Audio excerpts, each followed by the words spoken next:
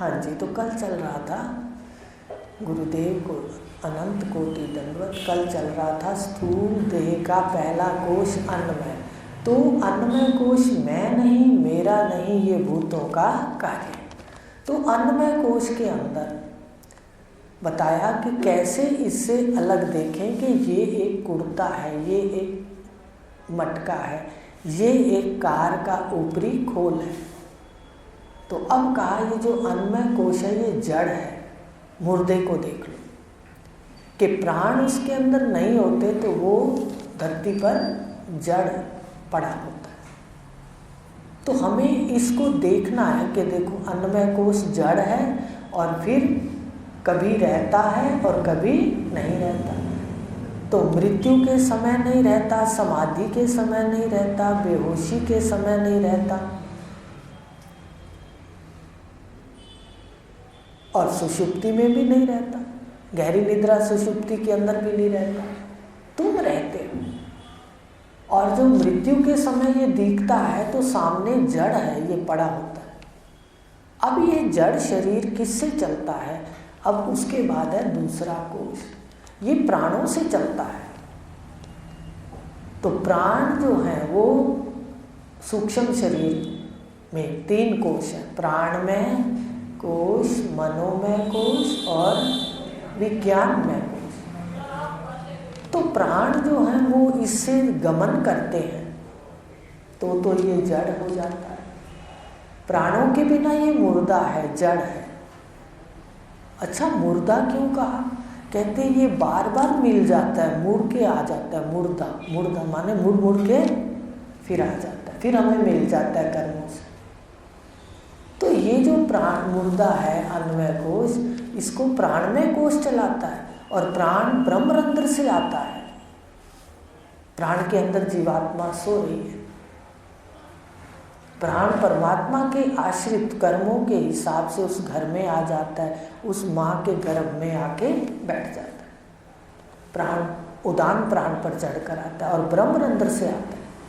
तो जीव का गर्भ में आने का तो एक रास्ता है, पर जाने के 10 द्वार हैं। तो कहा प्राणमय कोश किसको कहते हैं? कहते हैं 5 प्राण, अपंचीकृत 5 महाभूतों के रजोगुण अंश के क्या है? 5 प्राण और रजोगुण अंश की 5 कर्म इंद्रियां। तो 5 प्राण और 5 कर्म इंद्रियां 10 मिला के क्या कहते हैं? प्राणमय कोश। अब जब प्राण आते हैं तो कर्म इंद्रियां भी साथ आती हैं। अब ये सारी की सारी प्राणों से क्रिया करती हैं शरीर में, ये आकर के शरीर को जिंदा दिखने लग जाता है। जैसे ही प्राण माँ के गर्भ के अंदर उस मूर्ति के अंदर प्रवेश करते हैं, पुत्र हो या पुत्री, कोई भी संतान है, आकार है, तो वो फिर क्रिया में आ जाता है। माँ को पता चलता है हलचल हो रही है। तो ये है प्राणमय कोश। इसमें 5 प्राण हैं, आकाश का, व्यान, वायु का, समान, अग्नि का उदान, जल का प्राण और पृथ्वी का अपान। ये 5 प्राण हैं। कर्मेंद्रियां हैं हाथ, पैर, वाणी, गुदा, उपस्थ। ये 10 मिलाकर प्राणमय कोश।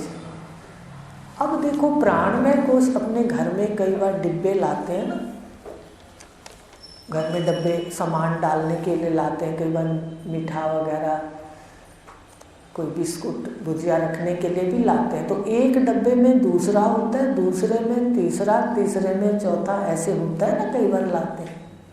ये ऐसे डब्बा है, बाहर से स्थूल शरीर है, पर इस डब्बे के अंदर दूसरा डब्बा कौन सा है? शरीर, प्राण। तो 10, 5 प्राण और 5 कर्मेंद्रिय, ये इसके अंदर दूसरा डिब्बा है, छुपा हुआ है।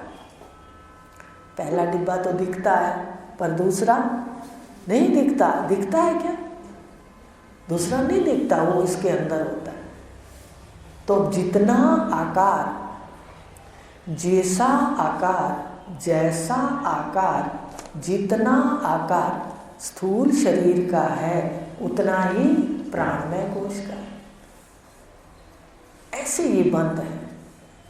तो प्राणमय कोश इस अन्नमय कोश के अंदर है और इसको क्रिया का कार्य, इसकी क्रिया का कार्य प्राणों से होता है। हम सब जानते हैं कि प्राणों से हाथ देखो तो चल रहे हैं, पैर देखो तो चल रहे हैं।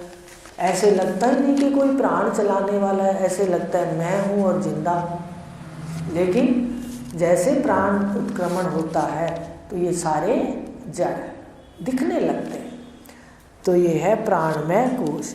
इसमें ये भी क्या करता है, एक तो पहले आत्मा को अन्नमय कोश ने ढक लिया, अब उसके अंदर एक और परत आ गई जिसको कहते हैं प्राणमय कोश।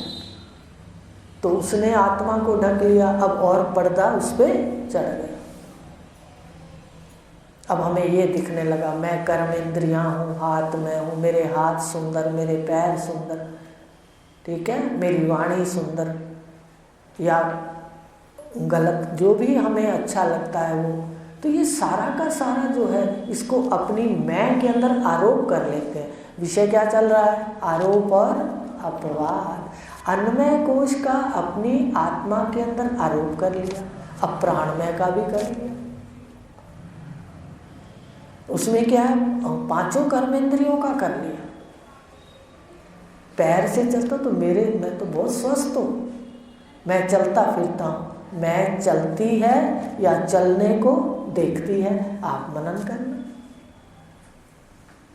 चलना पैरों का काम है, पैर चलते हैं। कई बार कहते हैं हम पैरों का अब शक्ति नहीं रही, पर मैं चुपचाप देखती। मान लो पैर खराब भी हो जाए तो मैं क्या करती है, चुपचाप देखती। अच्छा, आप भी चुपचाप देखते हो कि भाई कुछ नहीं कर सकते? कर सकते हैं। वास्तव में शरीर की सच्चाई को अति निकट देखा, ये मजबूर कर देता है विकार के अंदर। ये बहुत इसका ख्याल रखना चाहिए। ये बड़ा कष्ट, अति निकट रहता है और कष्ट देता है, मजबूर कर देता है कष्ट देने को। अब देखो कुछ नहीं कर सकती मैं, इसके पैर नहीं चलते, इसके हाथ नहीं चलते, ये बिल्कुल मजबूर है चारपाई पर बैठे। तो कहते हैं मैं क्या करूँ, भाई मैं कुछ नहीं कर सकता। अच्छा, परिवार भी कहता है तो क्या करें हम क्या कर सकते हैं? हम तो सिर्फ देख सकते हैं, इलाज कर सकते हैं। ये बात मैं कुछ नहीं करता, पर ये स्वस्थ होता है तो अज्ञान होता है तो ये कहता है मैं करता हूँ, मैं अच्छा दौड़ता हूँ, देखो कैसे मेरे पैर चलते, मैं तो स्वस्थ हूँ। इसकी अच्छाई को, पैरों की बुराई को अपने में ले लेता है, आरोप कर देता है। अन्नमय कोश का आरोप करता है, प्राणमय कोश का भी आरोप कर देता है। करते हैं, वाणी का आरोप करता है, मेरी आवाज़, और फिर आवाज़ तो आवाज़, फिर ये नस है ना, नस ये और सीधी हो जाती है, अहंकार से होती है। जब कपड़े में मावा लग जाता है, जानते हो माया, कहते भी हैं, बुजुर्ग कहते थे भाई माया दे दो कपड़े को। साड़ियाँ पहनते ना सूती, माया लगाते। बताओ, माया को अगर प्रेस ना किया जाए तो वो कपड़ा कड़कड़ ही करता है, सलवट भी देता है, सुंदर नहीं लगता। बस यही हालत है माया के सहित अहंकार लेने पर। ध्यान रखना मेरे बहन भाइयों, पहले दिन से अहंकार का निरीक्षण होना चाहिए। आपको 84 के चक्कर में बताएंगे कि ज्ञान भी एक जन्म मरण का कारण बन सकता है, आपको बार बार चक्कर दे सकता है संसार में। तो कहा कि प्राणमय कोश, इसकी वाणी, इसका हाथ पैर जो भी है, विसर्जन, खाना, जल सब, मल जल सब, ये मैं में आरोपित करता है। तो ये भूल है। तो प्राणमय कोश 10 हैं, 5 प्राण और 5 कर्मेंद्रियां। तो ये भी क्या करते हैं, आत्मा को ढक लेते हैं। अब प्राणों का तो आपको बहुत खोल के बताया था, कहानी भी सुनाई थी कि ये तो हीरा है और परमात्मा ने हमें पूंजी दी है, हम क्या करते हैं और व्यापार करने के लिए भेज दिया यहाँ। सच और झूठ का व्यापार है, तो आपको सजग किया था कि कितने समय हम सच का व्यवहार करते हैं और कितने समय झूठ का। देखो मंदालसा ने कह दिया त्यज मोह निद्रा, कर्मों की गहरी नींद है, गहरी निद्रा से उठो। घर बैठे बैठे कई बार आ जाता है, आवाज़ लगाती हूँ आप सबको, उठो कर्मों की गहरी नींद से। घर बार अपने स्थान पर है, क्या इसका नहीं है? ये नहीं वर्तता? अभी भी देखो अपनी मर्यादा के लिए कहीं जाना था तो जाना पड़ा। तो सारे वर्ण धर्म के कर्म करते हुए अपनी वृत्ति को और अपने संध्या पाठ पूजा, अभी आते सारा दिन का थका, आते 10 मिनट में यहाँ आना था, तो मन ने कहा आके सो जाना। ये अपना थोड़ा सा दृढ़ निश्चय रखो, तब कर्मों की गहरी नींद छूटेगी। ये कर्मों की निद्रा है और संसार का सपना आ रहा है। उधर से मंदालसा की बात पढ़ लेते हैं, त्याज मोह निद्रा, त्याज मोह निद्रा कह तो रहे हैं आपको, त्याज मोह निद्रा कर्मों की गहरी नींद है और गुरुदेव जगा रहे हैं। तो इस प्रकार काम ये ना छोड़े, ये प्राणों का है कि हम सारा दिन, उन्होंने तो गिनती दे दी, 21,000 कह दिया, कोई कितने हजार कहता है, अपने को इन बातों में नहीं पढ़ना, ठीक है।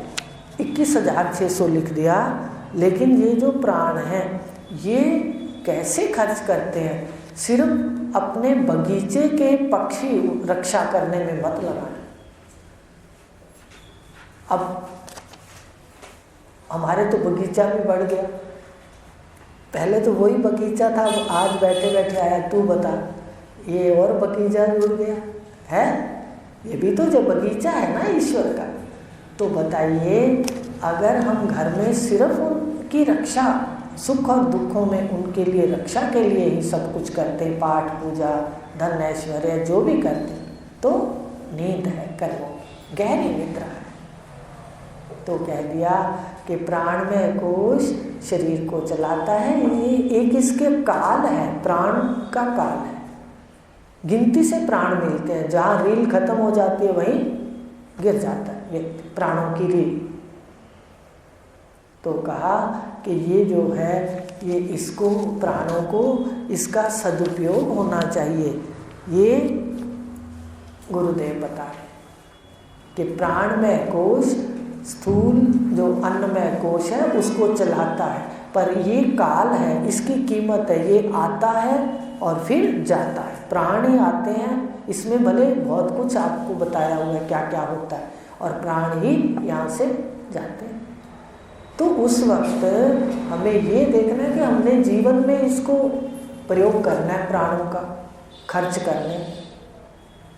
तो कहाँ खर्च कर रहे हैं? सिर्फ झूठ में खर्च कर रहे हैं या कोई थोड़े प्राण अपने लिए सच में भी कर रहे हैं, ये देखना है बस। तो ये है प्राणमय कोश। अब उसका प्रश्न है, प्राण शरीर में क्या करते हैं? एक समझ आ गई पहली बात, प्राणमय कोश क्या है, ठीक है, कितने पुर्जे हैं और ये बड़े कीमती हैं, इसको हीरे की संज्ञा दी गई। मेरा तो मन कहता है हीरे जवाहरात भी ले जाओ तो प्राण नहीं देता, कोई देता है क्या? ये तो मुझे हीरों से भी बड़े, जब मनन किया तो लगा ये तो बहुत कीमती हैं। अगर किसी के प्राण जा रहे हैं, हम हीरे जवाहरात दे दें फिर भी प्राण नहीं मिलते, इतने कीमती हैं। इसलिए इसका क्या अपने उपयोग करना है ये देख। अब वो प्रश्न कर रहा है कि शरीर में प्राण क्या करता है? प्राण किसको कहते हैं पहले ये भी जान लो कि बाहर जो वायु तत्व है ब्रह्मांड के अंदर, वो पिंड में आकर 5 स्थान पर बैठ जाता है। वाह कितना आश्चर्य है! विलक्षण के लक्षण देख लो कि बाहर 5 जो वायु जो है वो अंदर 5 स्थान पर विशेष होकर के 5 जगह पर बैठ जाती है। पता है कौन कौन से जगह पर कहाँ बैठती है? पहली व्यान, किसमें बैठती है व्यान? सारे शरीर के उसमें।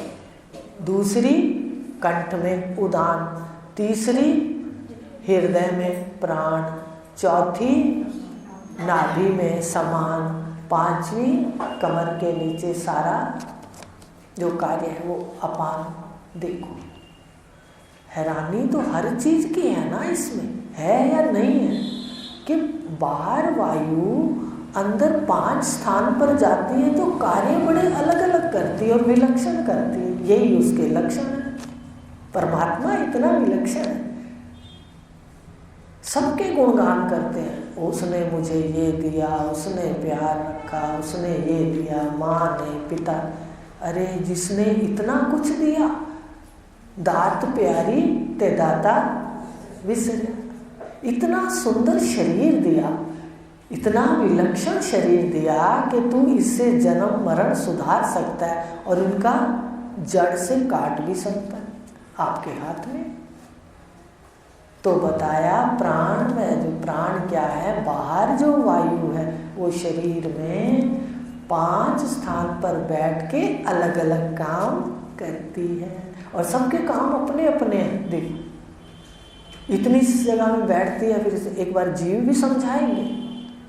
प्राण बैठा हुआ समझा दिया, सीधी लाइन में बैठे हैं। घर इनका कहाँ है? व्यान, उदान, प्राण, समान और है लाइन में। देखो कैसे घर बनाया, बिल्कुल एकदम लाइन में बैठे और अपना अपना काम कर। तो ये है प्राण। कहते क्या करते हैं? कहते जैसे बाहर कोई पहिया पड़ा है कार का और वो हवा नहीं है उसके अंदर, साइकिल का आप कह दो ट्यूब पड़ी है, टायर पड़ा है, कार का पहिया पड़ा है, उस पहिए के अंदर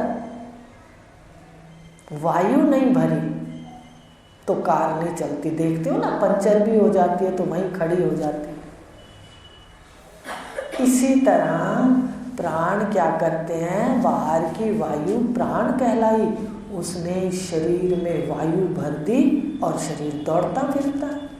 5 पड़े थे वायु के, आप उसमें घटा लो कि वायु के कैसे 5 और शरीर में प्राण आते, ये शरीर को फुलाता है और फिर इसको जवानी में ज़्यादा ही फूल जाता है तो कितना तेज़ी से भागता है। देखते हैं ना, शुरू में हवा कार में भरवाते हैं तो कितना आराम से तेज़ी से भागती, तो देखा करो यहाँ। बाद में हवा कम होती जाती है तो भागना दौड़ना क्या होने लग जाता है। तो ये उन्होंने कहा ये वायु का काम है, शरीर को चलाना, दौड़ाना, ऊपर नीचे करना, जो भी कार्य है ये वायु का काम। उसने पूछा कि वायु शरीर में क्या करती है? तो वायु शरीर को प्रवृत्ति देती है, क्रिया देती है। अब कहते हैं कि प्राणमय कोश, कल पढ़ेंगे कि ये आज क्या क्या पढ़ा याद रखना, कल पढ़ेंगे। प्राणमय कोश आज मनन भी करना है, जाके एक लाइन में प्राण रहते हैं, घर बना के इनको देखा करो। ये क्यों बताती हूँ कि आपको अलग दिखेगा, आप करके तो देखो। हमें अलग क्यों दिखने लगा? गुरुदेव की कृपा से, इष्ट की कृपा से, क्योंकि देखा कि वास्तव में मैं देख रहा हूँ। कल बताएंगे। तो आज हमने देखा प्राणमय कोश 10 से बना, प्राण आए शरीर में जिंदा हो गया, प्राण गए शरीर में मुर्दा हो गया शरीर, अन्नमय कोश। तो अब इस अन्नमय कोश में कल प्राणमय कोश है, उसका आकार भी बता दिया, जितना स्थूल शरीर का आकार है उतना इसका है। कल लेंगे प्राणमय कोश से मैं कैसे न्यारा हूँ और इससे असंग हूँ और इसका ज्ञाता हूँ। कल लेंगे। ओम पूर्णमद